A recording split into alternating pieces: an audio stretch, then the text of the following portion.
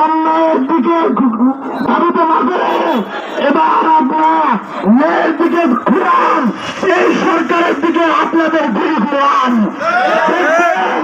আপনারা জনতার কাতারে আসেন, দেখবেন এই জনতা আপনাদের তাকে পুনরাবৃত করে যে কাজ করেছেন এই কাজ করে দিবে।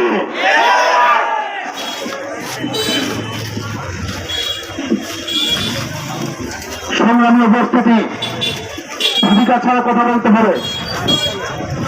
আপনারা জানেন গত কয়েক বছর আগে আপনার ফাহাদ নামে এক ভাইকে শহীদ করা হয়েছে। এই ছাত্রলীগের গুন্ডারা তাকে কি অভিযোগে হত্যা করেছে? সে নাকি জঙ্গি। কেন জঙ্গি হয়েছে? তিনি ফেসবুকে বাংলাদেশের সার্বভৌমত্বের কথা বলেছেন, ভারতের বিরুদ্ধে কথা বলেছেন, বাংলাদেশের স্বাধীনতার পক্ষে কথা বলেছেন, ভারতের ষড়যন্ত্রের বিরুদ্ধে কথা বলেছেন। যদি দেশের পক্ষে কথা বলার কারণে জঙ্গি হয়, যদি ভারতের বিরুদ্ধে কথা বলার কারণে যদি রাজাকার হয়ে থাকে, তাই আমি বলবো বর্তমানে আওয়ামী লীগ সবচেয়ে বড় রাজাকার। আমরা পাকিস্তানিদের বিরুদ্ধে অবস্থান নিয়েছিলাম, কিন্তু ওই সময় যারা পাকিস্তানিদের পক্ষে অবস্থান নিয়েছে, দেশের বিপক্ষে অবস্থান নিয়েছে, আমরা তাদেরকে রাজাকার বলেছি। এখনো তারা আমাদের সমাজে ঘৃণিত, রাষ্ট্রের আইনের চোখে তারা অপরাধী, শুধু দেশের বিরুদ্ধে অবস্থান নেওয়ার কারণে। আজকে যদি কেউ দেশকে ভালোবাসে, ভারতের বিপক্ষে অবস্থান নেয়, তাহলে সে কেন রাজাকার হবে? আজকে বাংলাদেশে আপামর ছাত্র জনতা সবাই দেশের পক্ষে রয়েছে। এই দেশকে তারা তাদের জীবনের চেয়ে বেশি ভালোবাসে, তারা তাদের অধিকারের পক্ষে কথা বলে। তারা ভারতকে বাংলাদেশ নিয়ে যে ষড়যন্ত্র করছে, সে ষড়যন্ত্রের বিরোধিতা করে। যদি ছাত্ররা দেশের পক্ষে থাকে, তাহলে ছাত্ররা কিভাবে রাজাকার হয়? যেহেতু ছাত্ররা মাঠে নেমে এসেছে, প্রধানমন্ত্রী সেদিন মুক্তিযুদ্ধ এবং রাজাকারের কথা বলেছেন, ওটা আন্দোলন করতেছে ছাত্ররা, তাহলে রাজাকার কাকে বলা হলো? ছাত্রদেরকে। ছাত্রদেরকে কেন রাজাকার বলবেন? ছাত্ররা তো দেশপ্রেমিক।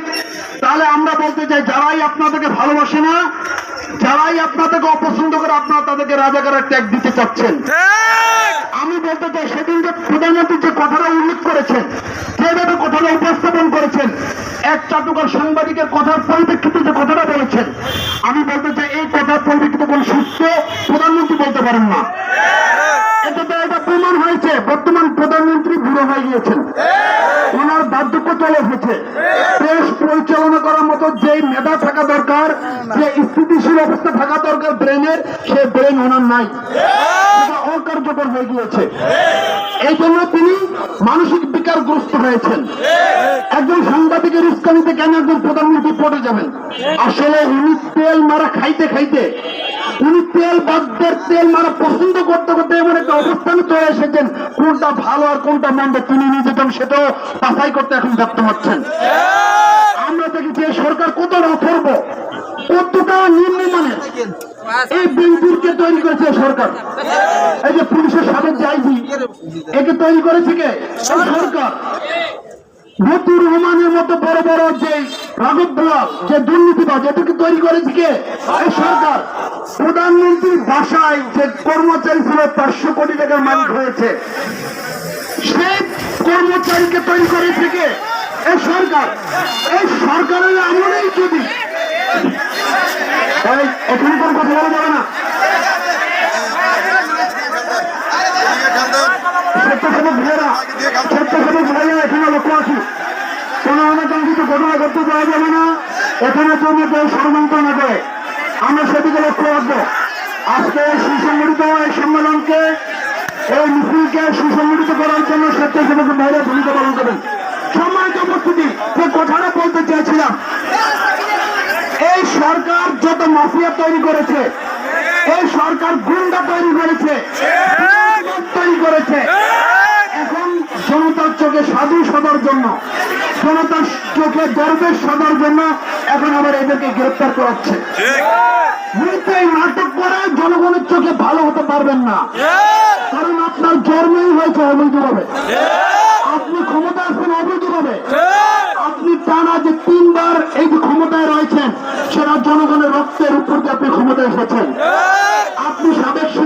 থেকে বাংলাদেশের সেনাবাহিনীকে আপনি কলঙ্কযুক্ত করেছেন।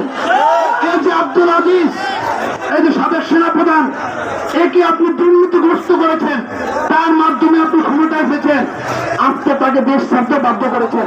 সুতরাং আপনার এই ভণ্ডামি, আপনার এই কুলুষিত মুক্ত চেহারা জনগণ আর দেখতে চায় না। বিলম্বে ক্ষমতা থেকে পদত্যাগ করুন। আমি জানি, আমরা এটা বিশ্বাস করি, আপনি ক্ষমতা হারার ভয়ে এখন ছাত্রদের দাবি মেনে নেওয়া নাটক শুরু করে দিয়েছেন।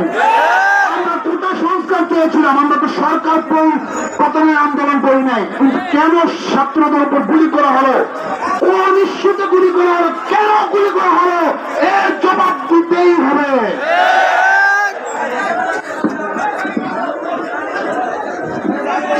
সম্মানী সহযোদ্ধা ভাই বন্ধুগণ, আজকে পরিবার সমাবেশের পর্যায়ে ভাইরা আমার, আমরা এখান থেকে আমরা আরেকবারও বলেছি, নির্দেশনার আগ পর্যন্ত রোড বন্ধ